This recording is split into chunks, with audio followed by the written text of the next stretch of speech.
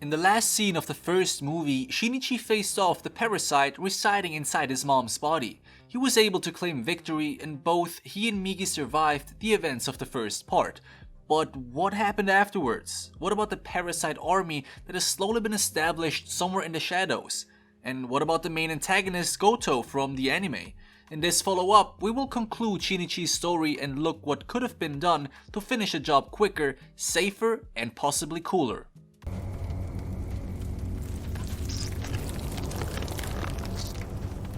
Let's get to the essentials. The threats are an army of parasites established with the help of human mayor Takeshi Hirokawa.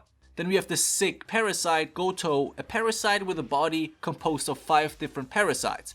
He is especially dangerous and pretty difficult to get rid of.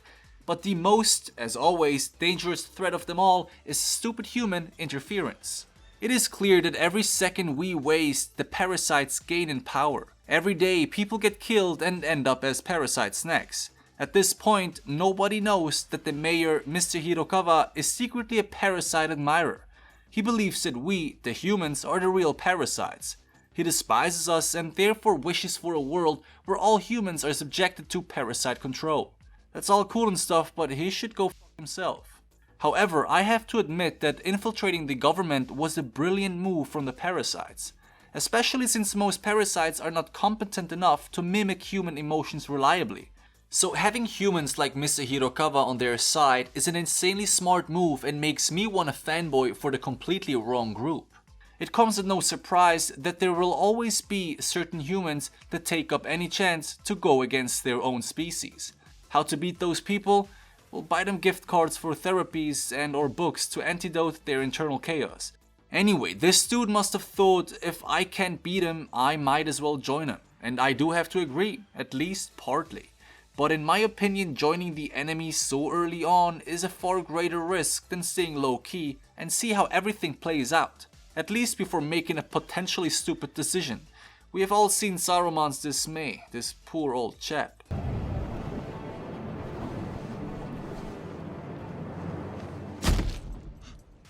In this part of the story, Shinichi and Migi have overcome all odds and developed a friendship. In their free time, they enjoy hunting down parasites, they philosophize about the meaning of life, and even a cooking session finds its place every now and then. The movie makes it very clear that the loss of his mother, as well as the many lives that were taken in the first part, turned Shinichi into a Japanese high school Batman, which I personally like a lot. It doesn't take long until we find out that Tamiya, the schizophrenic parasite slash mother slash mad scientist, has convinced the human journalist to shadow Migi and Shinichi. Her intentions aren't entirely clear in the movie. Whether she's keeping an eye on them out of something like compassion or just pure self-interest, we don't really know. Her behavior is pretty ambiguous. And while she doesn't really seem to be able to grasp how to smile, she definitely knows how to use her human sex appeal. Go figure. But the keyword that I want to talk about is infiltration. If the parasites are gaining massive advantage by infiltrating human institutions like politics and journalism, then it should be clear that we, as humans, should proceed similarly. Just like Tamiya put a journalist onto Shinichi and Migi, we should be putting a journalist onto Tamiya. She frequently meets up with the other higher-ups inside the Parasite Imperium. Indicating who is pulling the strings is of crucial importance if we are serious about winning this fight. It is true that the parasites are able to freely shape-shift their appearance, which could make this whole mission a little bit problematic. But Mr. Hirokawa is human and therefore very prone to detection. Note that this endeavor can only be performed with human support. Any parasite would be detected instantly. The obvious goal of this approach would be to eradicate the parasites as quick and as efficient as possible. But don't get me wrong, I could watch Shinichi and Migi systematically hunt down parasites all day long, but it just isn't very productive, plus it is potentially dangerous. If he is serious about killing all parasites to establish general safety again, then he needs a more widespread approach. And no, I'm not talking about nukes here. So instead of proving the journalist that fell for Tamiya that she indeed is a parasite too, and then leave him behind just like that, Shinichi should have considered to work with him together. He should have ensured his safety until he, as a human journalist, could find and deliver evidence-backed proof covering everything about the parasites in charge. He could have easily handed this proof to the police without necessarily revealing Shinichi's power. This would have ensured a large-scale government operation, and the parasitic threat could have been completely eradicated within mere days. Many of you have hinted that in the anime, Migi has threatened Shinichi if he were to reveal anything about his condition. The movie follows a slightly different pace. At this point, Migi has already become much more approachable and sensitive to Shinichi's desires. Satomi and Shinichi are on better terms again after all that has happened in the first part. They do a good job in comforting each other, which I believe to be very important emotionally. After all, they both went through quite some stuff. However, it still gives me anxiety seeing Satomi roaming around freely, completely not knowing about the psychopathic mutant parasites out there that will hijack your brain and eat it like a 6-year-old devours a Slurpee. Especially Shinichi's decision to neglect the truth and not come forward with it bothers me a lot. There are only two logical options he has, yet he doesn't go for neither. Firstly, staying away from her completely. This would allow her to stay safe insofar that she wouldn't become a target by being around Shinichi, who can constantly be sensed by random parasites at any given moment. The downside, on the other hand, would be that he can't actively intervene if she should randomly be attacked by any of those sick. It would be easy to convince her to stay away from you and not be an unnecessary burden while you are fighting against a parasite army. Hiding her somewhere up in the mountains of Hokkaido should perhaps suffice to keep her relatively safe, at least temporarily. It's cliché, but it does work. Being rational about stuff rather than emotional is always preferable in dangerous situations, and to be adequately rational requires to be as honest as one can be. By the way, this would have also saved his mother in the previous part, but many of you have pointed out Migi actively blocked that option by threatening Shinichi. You see, honesty pays out, but sometimes the only answer is brute force. In our next scene, Shinichi gets followed by 5 parasites at the same time. Now the hardcore fans out there know exactly what this means. We are about to face Goto, the sick lab rat whose body is composed of 5 different parasites. Goto is basically comparable to an octopus. And let's be honest here, parasites and octopuses have a lot in common no matter how you look at it. An octopus has 3 hearts, 9 brains, and blue blood, which is freaking awesome if you ask me, and at least as alien as any of those parasites. What it means to have 9 brains? Well, I don't know, but in the case of Goto, we do need to kill each parasite residing in his body to completely wipe him out. One of the problematic aspects of Goto's existence, besides his 5 lives, is his tendency to be 5 times more aggressive and bloodthirsty than solo parasites. Running away makes sense, but a future encounter can't be avoided.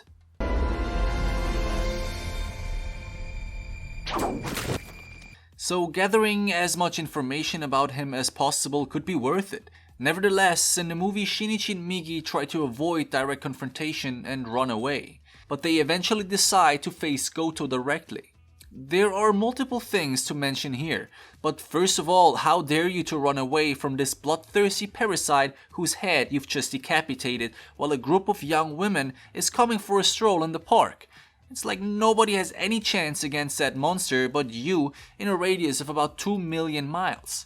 So running away, I don't know man, seems a bit irresponsible to me. Furthermore, you've just beheaded the most powerful parasite out there. That should motivate you a little bit more. A chance like this won't present itself anymore that easily. And with Shinichi's parasitic powers, he could have easily finished the job.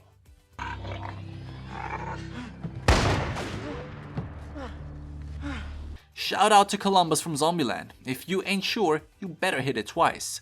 Shinichi should have known better. Because of the exact same mistake, his mom got killed in the first part. Meanwhile, the journalist who has ventured out on his own to expose the parasites led by Mr. Hirokawa became too much of a threat and therefore a target. I have mentioned how this could have been avoided if he cooperated with Shinichi or other big forces rather than trying to set things straight on his own, especially since he's only human and therefore no match for any parasite. I understand that he is an investigative journalist and has a certain type of temperament, Usually those people are very brave people who can put the truth above anything else, which is admirable, but Mr. Kuramori is also a single father of a young girl. His most important duty therefore would have been to keep his daughter safe no matter what. So before making any moves, he should have made sure that his daughter was out of reach for any parasites. That would have been easily achievable in just a few short days. Furthermore, he had already met Shinichi before and knew that he is a kind and supportive character. He would have most likely helped him out or at least ensured the safety of his daughter. But he didn't plan anything and jumped into the mess without making any preparations, which is reckless and stupid to say the least, especially when you think about his daughter. When the parasites attacked his household, he was shopping for groceries, of course. His wife has passed away not too long ago, so his daughter stayed home alone and became the latest, in theory avoidable, victim of the parasites.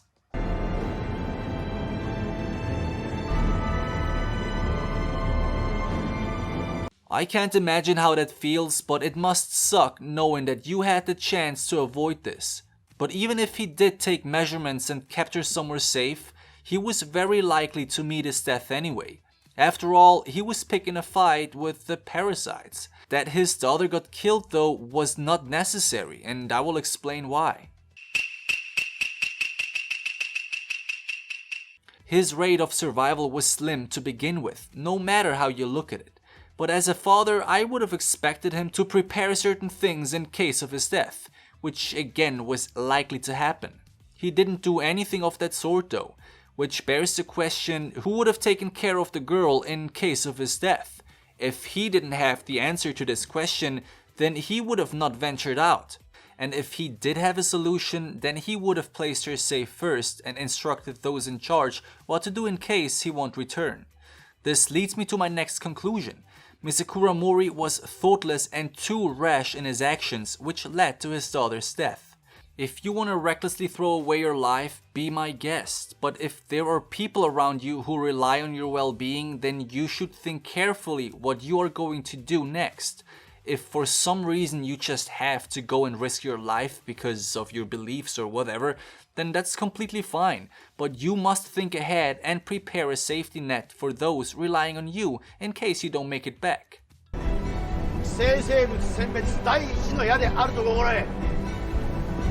The identity of the parasites and Mr. Hirokawa's involvement leaked out. The government started a huge action plan to identify the threat and get rid of them one by one. Looking at these scenes, I don't think they need any help or inputs from a YouTuber on how to beat those parasites. Their efficiency is on another level. How about we temporarily switch sides and try to beat this big-scale government intervention instead?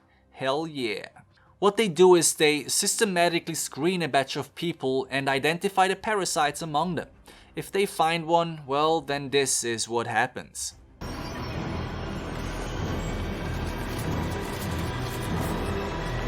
I love how this Japanese SWAT member can't help but be polite when sending a parasite into its death. That's some cold-blooded shit. In the first scenes of this grand plan, we have seen that there are countless heavily armored special forces with plenty of backup. They use big caliber shotguns to blast away anything in front of it. They know what's up. But as a parasite, and especially as a group of a few dozen parasites, this situation shouldn't be too much of a threat if you think it through. The simplest way to ensure your safety here would be to take these hundreds of people as hostages. As a parasite, you are able to cut people in half in mere seconds, so you would have had plenty of time to react accordingly. It would have required some organizational skills, but with the help of our high-profile politician Hirokawa, this should not have been an issue. I give him a thumbs down for the effort. Taking hostages would have ensured your safety temporarily, but how could you possibly get out of there? If I were a parasite, I would have shape-shifted myself into one of the human hostages. If we were a group of, let's say, 24 parasites, I would have divided us into 4 groups of each 6 parasites, and then shapeshift into one human per group. Then I would have told the hostages to run out with us, pretending to be a parasite too. If they declined or yelled out the truth once outside, well, they would have ended up 6 feet deep pretty quickly.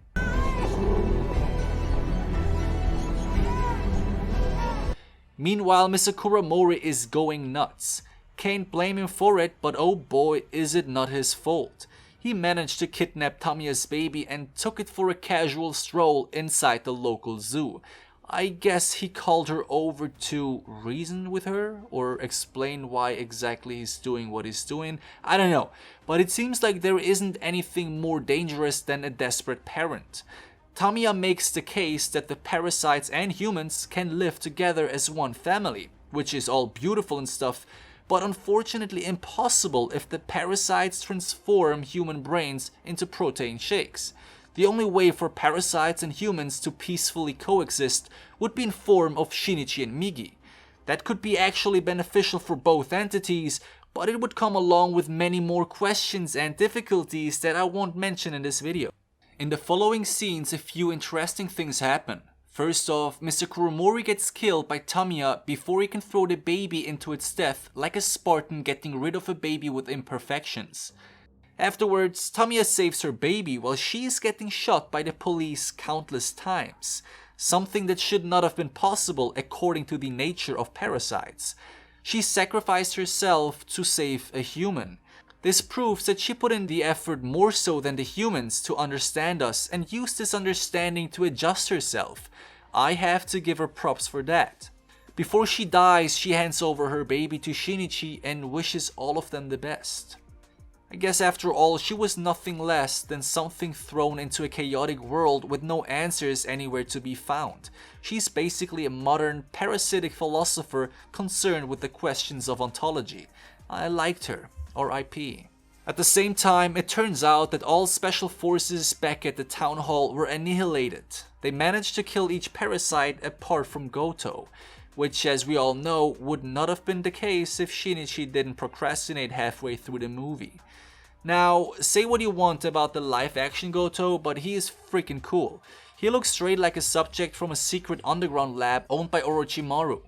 Shinichi escapes, he knows he's no match for Goto, and that is scary. If he can take him out and nobody else can, then how do we get the job done?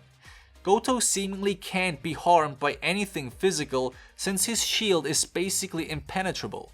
But those who have watched the anime know that there are certain ways to get rid of parasites. First of all, each parasite is dependent on their internal organs, just like humans. Meaning if there is a way to damage those, especially the heart for instance, the parasite would not be able to survive, just like we as humans could not either. To injure Goto though is a little difficult, since he is very capable in hardening his parasite skin. One of the few possibilities would be to injure him through bigger detonations, but even with this, it isn't entirely guaranteed that he couldn't defend himself against that too. Another plausible way would be to poison him. This would do the job relatively quickly and doesn't necessarily require a direct hit. Shinichi doesn't have the time to think about all of that and runs into a forest. He knows that he can't defeat him, and so Migi comes up with a plan that requires him to separate himself from Shinichi. According to him, that way they can attack from both sides, giving them an advantage, but it is no help. During this act of, let's call it improvisation, Migi gets killed. My heart broke during this scene and I hoped for a Migi return, but at the same time I knew that this was a Japanese production and therefore I knew that they would probably enjoy leaving us in despair just like that. Through sheer luck, Shinichi escapes and hides in a nearby storehouse. His girlfriend joins and plays the night nurse for the time being. The rest is history. In the morning of the following day, Shinichi gets yet again eyeballed from the side, this time by his arm stump. Being just as happy as I was watching this scene, he quickly realized for the first time during both movies that Satomi is in danger since he can be sensed by Goto. Duh. He leaves Satomi behind and escapes to the local landfill. If I were to experience my last moments, this is not the place that I would pick, especially since running away from another parasite, in that case even Goto, is pretty much impossible.